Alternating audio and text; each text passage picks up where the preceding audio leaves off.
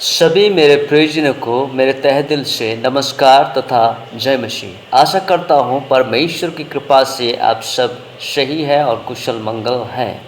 आज फिर एक वीडियो लेकर आपके सम्मुख आए हैं जिसका शीर्षक है पाप व्यक्तिगत और छिपा हुआ, सिन सीक्रेट एंड पर्सनल। तो इसको हम भाग भाग करके दिखाएंगे। यह पहला भाग आपके सम्मुख हम लेकर आ रहे हैं। आप सबको बहुत बहुत धन्यवाद कि आप बहुत ही ध्यानपूर्वक वीडियो को देखते और सुनते हैं, और हमें सुनना भी चाहिए, समझना भी चाहिए और परमेश्वर के मार्ग पर चलने के लिए खुद को समर्पित भी करना चाहिए। परमेश्वर हम सभी को आशीष दे। आइए हम देखते हैं पहली भाग, सिन सीक्रेट एंड पर्सनल।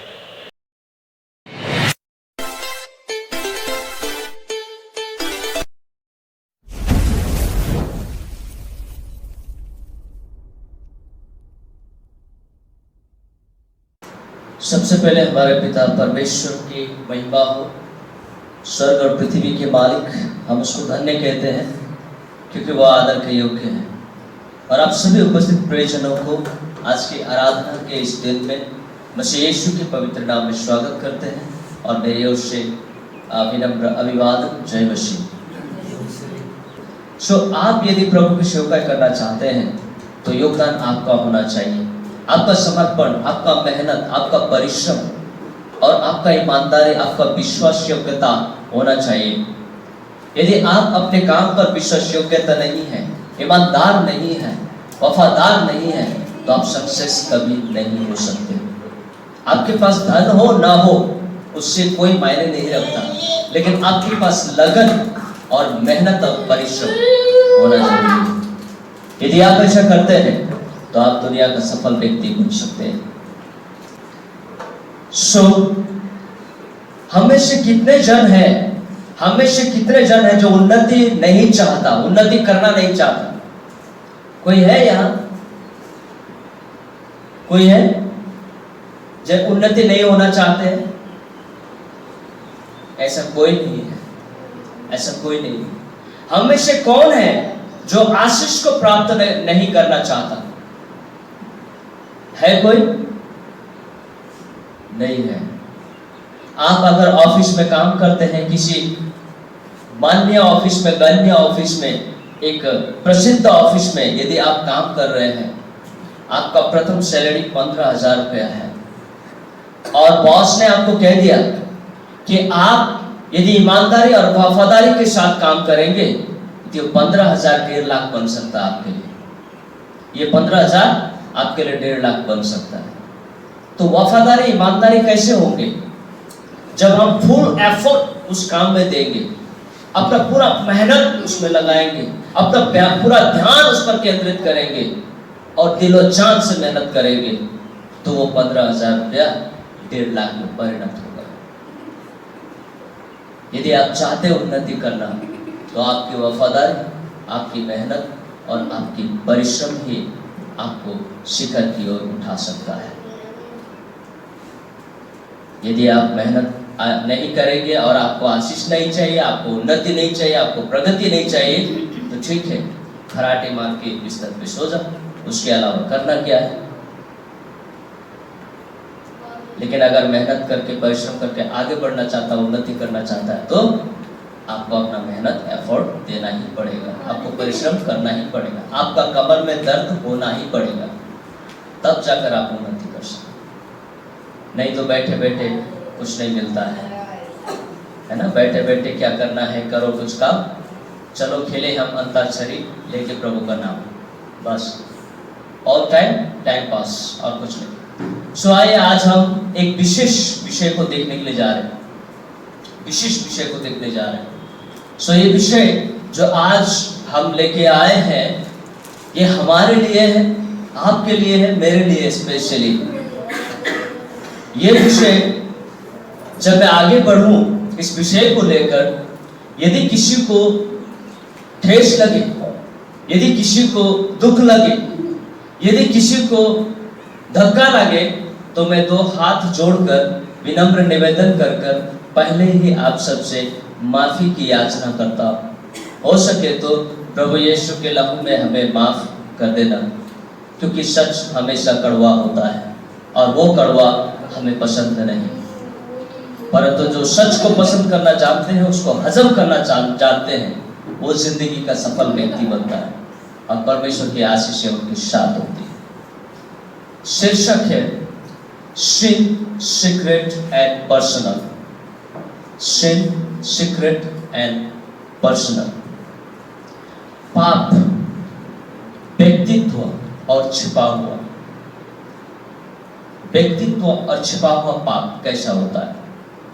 क्या उस पाप का दंड परमेश्वर देता है, या उस पाप के कारण से केवल मैं दोषी होता हूं, या मैंने सीक्रेटली पाप किया, छिपकर पाप किया, और मैंने उस पाप को सबों से छिपाया, यहां तक कि परमेश्वर से भी छिपाया? क्या उसका दंड केवल मैं भुगतूंगा या मेरा जनरेशन भुगतेगा? मेरा जनरेशन भी उसको भुगतेगा। हमें इस बात को गहराई से आज समझना है, जिसका मनन हमने रोमी रचित पुस्तक में से 7 अध्याय का 14 से 25 पद में हमने पढ़ा। एक बार मैं कहूंगा कि जो अच्छा से पढ़ सकता है, प्रोनाउंस सुंदर कर सकता है और जोर से पढ़ सकता है, वो इस पद को एक बार पढ़ दीजिए। 7 अध्याय रोमी 14 से 25।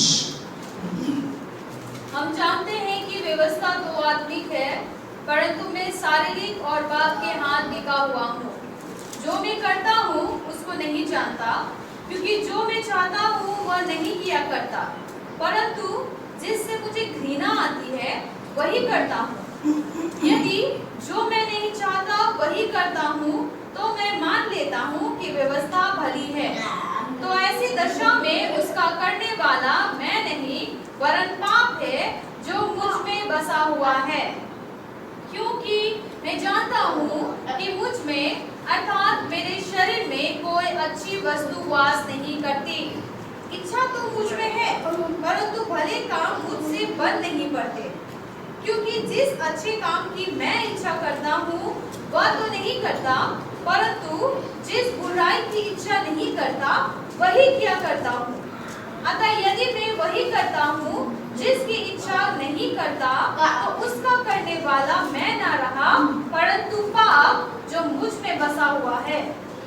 इस प्रकार मैं यह व्यवस्था पाता हूँ कि जब भलाई करने की इच्छा करता हूँ तो बुराई मेरे पास आती है।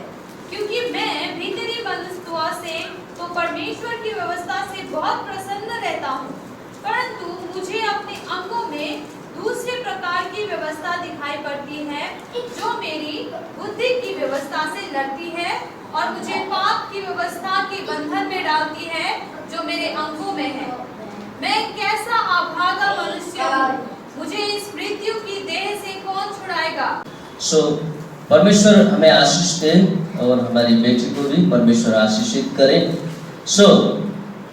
हमने यहाँ पर क्या देखा? पौलुस, संत पौलुस बहुत ही ईमानदार, वफादार और विश्वास योग्य व्यक्ति था। वो जब यहूदी थे तो यहूदी के प्रति भी वैसा ही था, और वो जब मसीह बने, मसीह के प्रति भी वैसा ही था। वो अपने काम, अपने आस्था, अपने विश्वास में वफादार और ईमानदार और परिश्रमी व्यक्ति था। इसी वजह से उसने इस रोमी की पत्री पवित्र शास्त्र बाइबल में अपने देह की कमजोरी का खुलासा किया। आज हम अपने देह की कमजोरी को छिपाते हैं, खुलासा नहीं करते हैं। लेकिन पौलुस की ईमानदारी और वफादारी देखिए कि पौलुस इतना ईमानदार, इतना वफादार कि वो अपने देह की कमजोरी को भी पवित्र शास्त्र बाइबल में उल्लेख कर दिया, ताकि लोग पढ़े और समझे और ईमानदार बने परमेश्वर के प्रति, मनुष्य के प्रति, अपने परिवार, अपने मंडली के प्रति। तो यहां पर हम क्या देखते हैं? पौलुस हमें बताता है कि शरीर की व्यवस्था हमें मृत्यु देती है। व्यवस्था बुरी नहीं है, पौलुस कहता है, क्योंकि वो यहूदी थे ना, उनको पता है व्यवस्था बुरी नहीं है, परंतु जब हम जो भला काम करना चाहते नहीं करते, तो व्यवस्था अच्छी होने के बावजूद भी हम बुरे काम करते हैं, जो शरीर के द्वारा करते हैं। और जब हम वो करते हैं तो वो हम नहीं करते, हमारे अंदर बसा हुआ पाप करवाता है।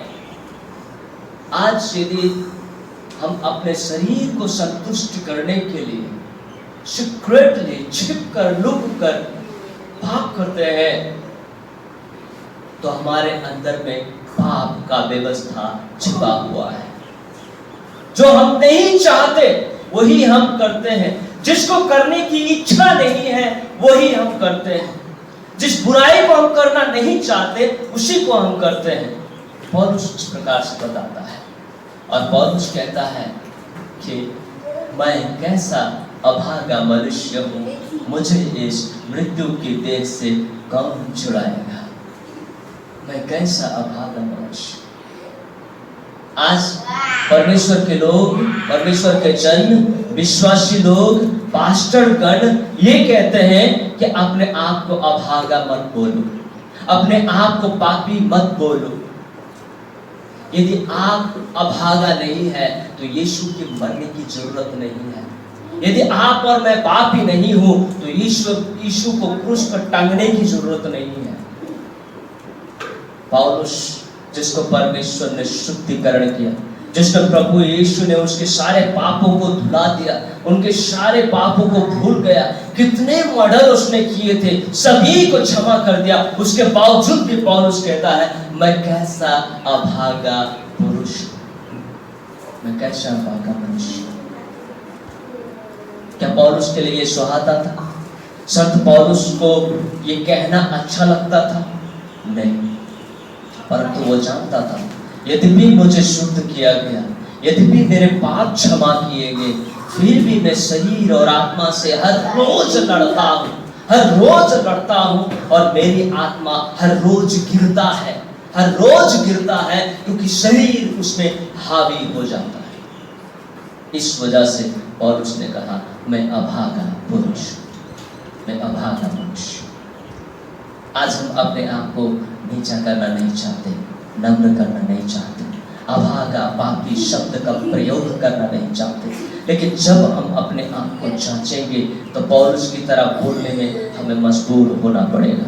हमारे जिंदगी में जब से प्रभु को पाया तब से हम पाप क्या है नहीं जानते बोलना सबसे बड़ा गलत फहमी होगा हमारा, झूठ होगा।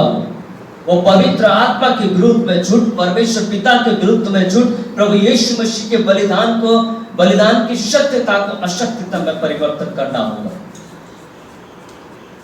आज यदि हम अपने आप को जांचते हैं, हर पल हर क्षण हम अपने आप को गिरा हुआ पाते हैं, लेकिन उससे उठने का उपाय भी परमेश्वर का धर्मशास्त्र हमें बताता है, और हम उसको देखेंगे कि उपाय क्या है, इससे हम उठ सकें। ये परमेश्वर का वचन कह रहा है, मैं नहीं। सो परमेश्वर हम सभी को नम्र करें और परमेश्वर के प्रति ईमानदार और वफादार और विशेषज्ञ बनने में परमेश्वर हमें सहायता करें। आप सबको परमेश्वर आशीष दे। धन्यवाद। जय मसीह।